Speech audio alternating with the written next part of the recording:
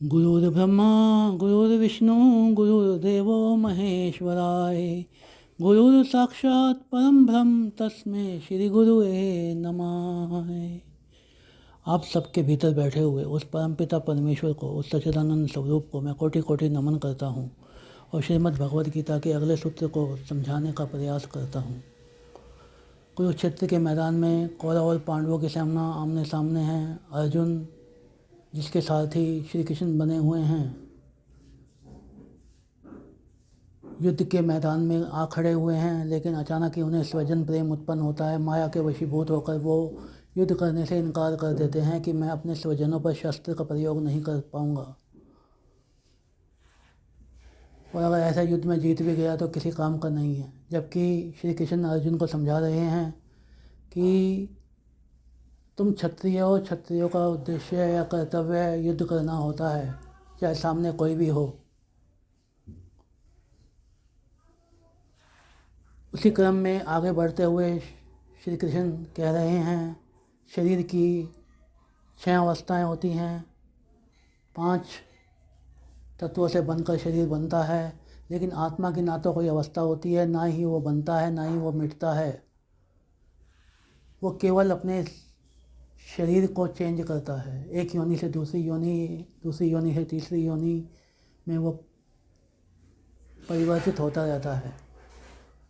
तो श्री कृष्ण कहते हैं कि शरीर का बनना बिगड़ना आत्मा से रिलेटेड नहीं है, बनता बिगड़ता शरीर है।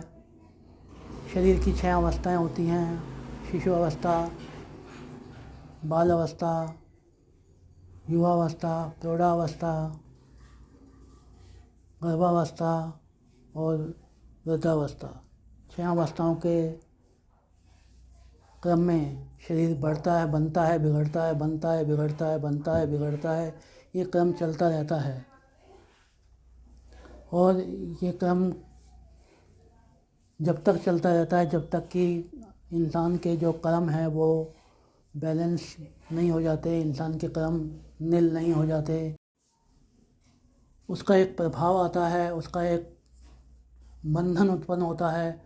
उस बंधनों को काटने के लिए आपको शरीर योनि लेनी पड़ती है, और शरीर में आकर आत्मा उन कर्मों का निपटारा करने का प्रयास करती है। नए कर्म बनते हैं, पिछले कर्म बैलेंस होते हैं। ईश्वर की कृपा से श्रीमद् भगवद गीता में कहा गया है कि श्री कृष्ण की कृपा से वो कर्म बैलेंस होते हैं, और जब वो कर्म बैलेंस हो जाते हैं, नील हो जाते हैं, तब आपकी आत्मा को मुक्ति प्राप्त होती है और वैकुंठ लोक में जाकर वो आत्माएं निवास करती हैं। तो जब तक कर्मों के बंधन नील नहीं होते, जब तक कर्मों के बंधन ख़त्म नहीं होते, तब तक इंसान एक योनि से दूसरी योनि, तीसरी योनि, चौथी योनि में प्रवेश करता रहता है कर्मों के अनुसार। अब कोई व्यक्ति पशु बनेगा या पक्षी बनेगा या मनुष्य बनेगा, ये उसके कर्मों पर डिपेंड करता है, उसके कर्म किस प्रकार के हैं। उसके कर्मों के आधार पर ही वो एक शरीर से दूसरा शरीर ग्रहण करता है। और श्रीमद् भगवद गीता में ऐसा भी कहा गया है कि श्री कृष्ण के प्रयासों से ही हमको कर्मों के बंधन से मुक्ति मिल सकती है। श्री कृष्ण के प्रयासों से ही हम अपने कर्मों को नील कर सकते हैं। आत्मा में इतना सामर्थ्य नहीं होता कि बिना गुरु की कृपा के, बिना श्री कृष्ण की कृपा के आपका बंधन कट जाए या कर्मों के बंधन कट जाएं और आपको मुक्ति मिल जाए। तो मैं आपसे कहना ये चाहता हूँ कि सब कुछ श्री कृष्ण के चरणों में सौंप दीजिए, समर्पण कर दीजिए श्री कृष्ण के चरणों में। तेरा तुझको अर्पित क्या लागे मेरा, तन मन धन सब अर्पित। हम जब ऐसा भाव लेकर आगे बढ़ते हैं तो श्रीमद् भगवद गीता में ये कहा गया है, श्री कृष्ण हमको अपना लेते हैं और जिसको श्री कृष्ण अपना लेते हैं उनका बेड़ा पार हो जाता है। तो आवश्यकता इस बात की है कि हम अपना सामर्थ्य उत्पन्न करें। आवश्यकता इस बात की है कि हम अपनी पात्रता विकसित करें। और श्रीमद् भगवत गीता में ऐसा कहा गया है कि जब व्यक्ति अपनी पात्रता सिद्ध कर देता है, जब व्यक्ति अपने प्रयासों से श्री कृष्ण के चरणों में अपनी पात्रता सिद्ध कर देता है और श्री कृष्ण उसको अपना लेते हैं, तो फिर वो उसके बंधन काटते चले जाते हैं। एक ही शरीर में सारे बंधन कट जाते हैं, जैसे मीरा के कट गए, जैसे सुदामा के कट गए।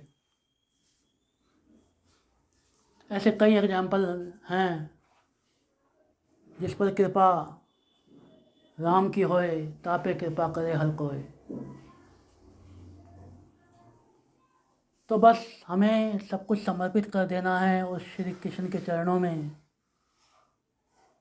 और दिन रात उन्हीं के भजनों में, उन्हीं के गीतों में, उन्हीं के भक्ति में संलग्न रहना है और उनसे दिन रात प्रार्थना करनी है कि वो आपके कर्मों के बंधन को काटे और आपको वैकुंठ लोक प्रदान करें सदा सदा के लिए उनके चरणों में। तो इसी भाव के साथ आज का वीडियो समाप्त करता हूँ। जय श्री कृष्णा, जय श्री राधे, जय माता दी। अगर आपको वीडियो पसंद आया हो तो इसे आगे बढ़ाइए, कमेंट, लाइक, शेयर कीजिए। और आप ये भी बता सकते हैं कि आपको कोई बात अगर इसमें समझ नहीं आती है तो मैं उसका जवाब आपको कमेंट में ज़रूर दूंगा। आप कमेंट कर सकते हैं। जय माता दी।